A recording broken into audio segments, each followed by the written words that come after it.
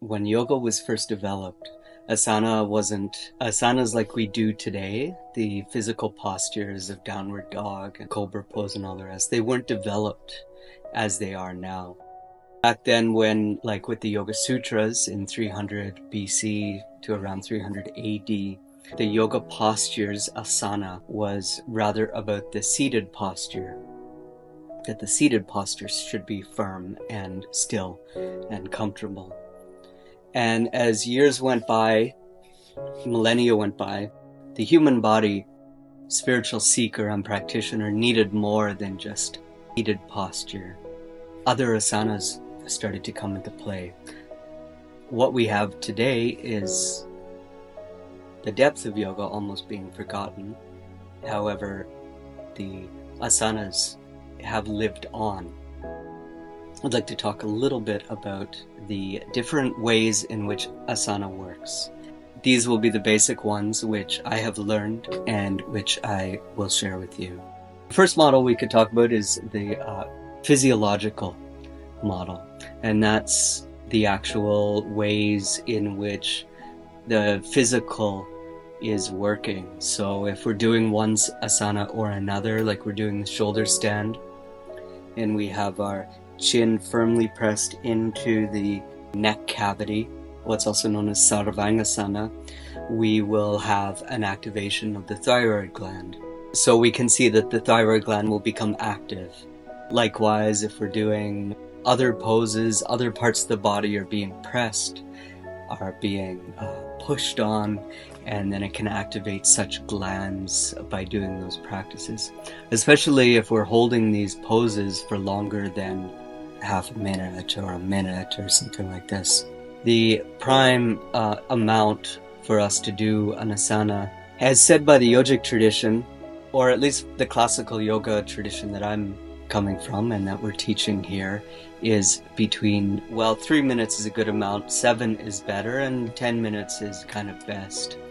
But then written in Sanskrit literature and written in the old ancient Indian texts, I think it's in the Hatha Yoga Pratipika, that it says 3 hours and 48 minutes is the best amount of time to hold a posture, that we can gain siddha. And siddha means perfection through that posture. In yogic terminology, this would mean the deepest aspects of yoga, which is known as samadhi. So with this, we can understand that, yes, the 20 seconds or 30 seconds average that I might be holding a pose in a modern day yoga class isn't enough to fully, let's say, activate our thyroid gland or activate other glands in the body or have healing effects from asana. So that's the physiological model, and it's quite easy to understand. The second model that I'd like to talk about is that of the energy, the so-called energetic model. And so this is where we understand that our being is more than just a physical structure on the ground, which is made up of bones and flesh and all the rest. But if you've seen the talk on Panchamaya Kosha, the 5 bodies, you'll understand that yoga sees there to be more than just the physicality, and we can see how that comes into play. When it comes to the energy model, we can see how different postures, if we have these different meridians or nadis, these different channels, energy channels, which run alongside the veins and capillaries, like parallel to them or within them, and as well on outside of the body to some distance, then we can see through a little bit of knowledge with electricity how certain things will be wired differently according to the different positions in which we sit in. Like if you went down to your electrical panel and started to move wires all around, you would definitely get different results coming out into your house. And if you did it wrong, then you would probably end up having a fire or burning something out or harming yourself. In the same way, we might look at the human body as a series of wires, and to look at it in terms of energy, that we can wire different parts of the body. Like we'll have a different effect in meditation if we hold our hands like this, than if we hold our hands like this, or if we hold them up, or if we hold them down. Some of these things as well, we might even have an emotional response. With regards to the specific energy, it's important to understand that we have this receptive aspect of ourselves and we have this emittive aspect. So we have this ability to receive energy, which is generally most always done through the left side, and we have this aspect of ourselves to give, which is generally most often always done with the right side. And so with this, we can see that if we sit in a certain way, or we stand when we meditate or whatever, we're going to have different effects when we're meditating. And likewise, if we're doing some different asanas like shoulder stand or headstand, then different parts of our bodies will be in different positions, which will cause a different circuitry to be activated.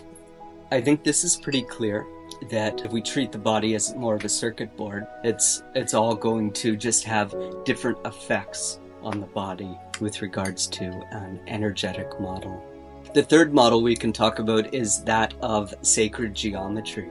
Now, back in the 70s, and some of you might remember this trendy thing that was happening in the 70s called pyramid power. Of course, it's kind of a new age thing, but this pyramid power was brought together by some certain parapsychologists. Parapsychology is taking those new age things and actually kind of trying to find verification for them, doing certain experiments and study in order to prove that this person has this ability or doesn't have this ability, or that this is possible. A parapsychologist, if they heard that a person was able to astral travel and they were able to do it at will, it wouldn't be enough just to believe this person. Rather, they would have them lie down and have them count how many shoes are outside the door. Is this person imagining that they're able to astral travel, or can they actually do it?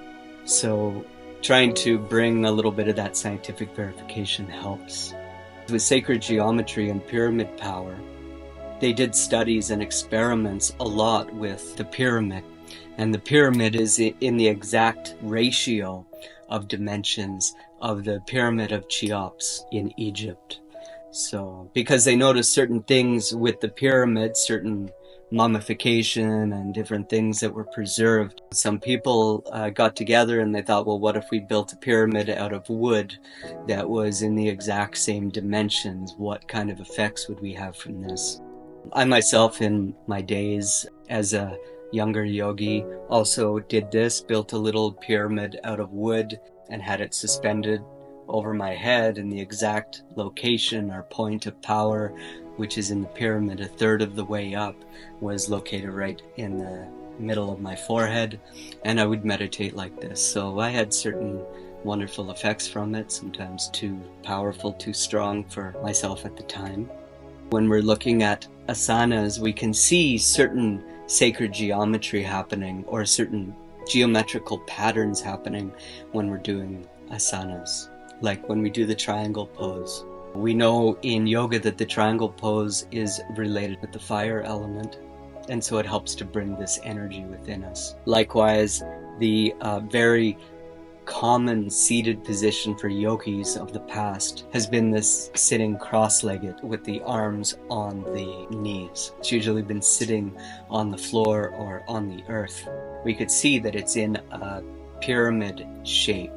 We can look at these asanas in a different light rather than just some kind of weird thing that we do for stretching or for exercise or such. So the last model that I wanted to talk about today is the psychosomatic response, which is the understanding of how the emotions activate or move the body into a certain position. And through yoga, we can also, through certain positions, invoke certain emotional responses in the body. Artemis has already talked about this, so I won't go into any of it deeper here. You can review it if you like. If you forget, it was one of the first talks that she gave called The Body as a Yantra. These are the 4 different models of how the asanas work. It's beautiful that we can draw upon some modern day teachings of this, and also understanding things from Egypt and different ways that they looked upon the universe, and the way that the yogis looked upon the universe, in the way in which asanas work. Namaste.